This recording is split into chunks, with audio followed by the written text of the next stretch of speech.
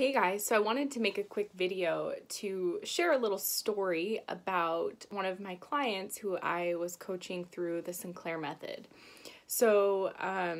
She's someone who had been on the method a while and was noticing that the medication naltrexone was working to help reduce her cravings for alcohol.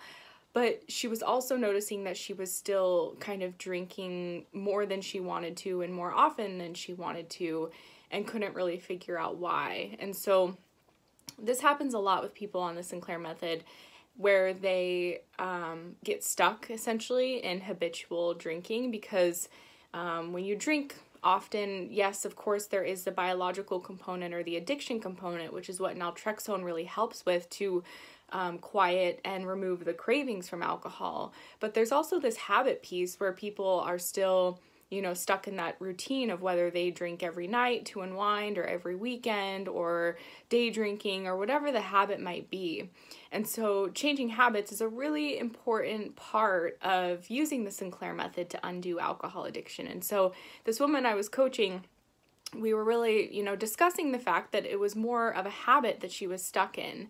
And it wasn't that the medication wasn't working or that, she was a severe alcoholic or anything like that. It was that really, again, there was that habit piece. And so she sent me an email, which I wanted to summarize with you all, about her kind of thought process that she had. And so she first described that when she started to reframe how she viewed her problem with alcohol and started to see it instead as more of a bad habit as opposed to a victim of her alcohol addiction, she said she became empowered. So, that's something that can really help people, especially the longer you're on the method, because again, you get more control over the drinking because you're not craving it as much. You can often drink less than you normally would. And again, it becomes about really breaking that habit. And so she realized when she shifted her perspective a little bit and just realized, okay, this isn't that I have severe alcohol use disorder. This is more about just a bad habit I can break. And that was something that she really felt like she could take control of and that she could change. And so one of her triggers was when she would go to the store. And she, every time she went to the store, even if she didn't plan on drinking alcohol, she would always buy some form of alcohol. And then she would go home and have alcohol in her house and end up drinking it. And when she didn't even really want to in the first place. And so she discovered that that was more of a mindless activity that she was doing, or a habit loop that she was stuck in. Going to the store meant buying alcohol, which meant ultimately she was going to drink. And so once she became aware of this, which the awareness is the first step towards habit change, you really need to start paying attention to your habits and the triggers that are causing you to do the habits, and that's where the change starts. And I'm a huge fan of doing really small things to address these habits that you do consistently and continuously over time, and slowly but surely the habits start to change. So she realized, oh my gosh, every time I go to the store, I buy alcohol, and then I have alcohol in the house, and it causes me to want to drink. And so she went to the store, and instead of buying alcohol, she bought an iced tea. And she told herself, by doing this, I know I'm breaking that habit loop. And so she bought the iced tea and she went home and she didn't drink that night. And while this is a really simple example, I think it so perfectly illustrates how when someone is on the Sinclair method, they can proactively do things to change the habits around drinking. And it doesn't have to be some monumental thing where you're going 2 weeks without alcohol or things like that. I really think the Sinclair method works best when the changes are made on like a microscopic level. And so the fact that she was able to go to the store and see herself not buy alcohol, that's creating an experiential memory within herself. And that just little bit of success where she started to break that habit loop that she had been stuck in for so long, that is going to build and build and build. And so that more regularly when she goes to the store, she won't need to buy alcohol because she's remembering, oh, I did that last time, maybe I don't need to buy it this time.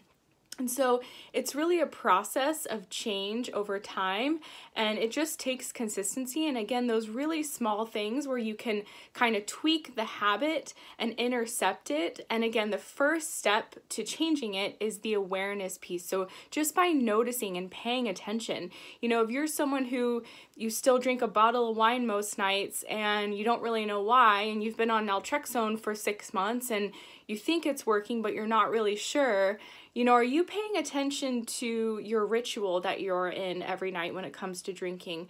Are you taking your naltrexone at the same time every day without even questioning it? Are you kind of drinking your favorite drink and doing what you've always done? A common scenario is people drink with dinner, or they're cooking dinner and they're drinking at dinner and they're drinking after dinner. That is a really ingrained habit. And so in what ways can you intercept that habit and do, again, just really small things, but start to change it up a bit? You know, can you get a different type of alcohol? Can you start drinking after dinner instead of before dinner? Can you just pay attention to what your trigger is that day, or what causes you to want to drink most days? Are you trying to kind of numb out and escape from a stressful day? Are you just bored?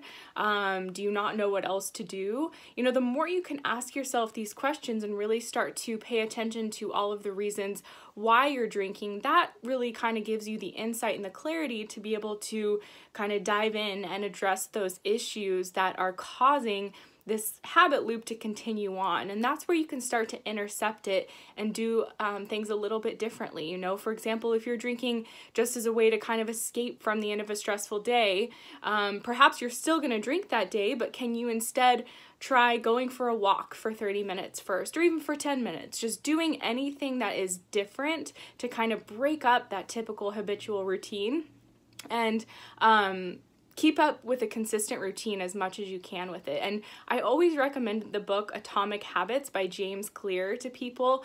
There's a lot of different books out there on habit change, but I really like his book because it's just very digestible. He has done all of these experiments on himself, and he's also, you know, a lot of his experiments are evidence-based, and so it's been tested and proven effective. And his approach, I just feel like it's a great complement to TSM on ways to gradually shift habits and incorporate new ones. And so stick with the process. I hope this is helpful for you guys. I'll talk to you again soon.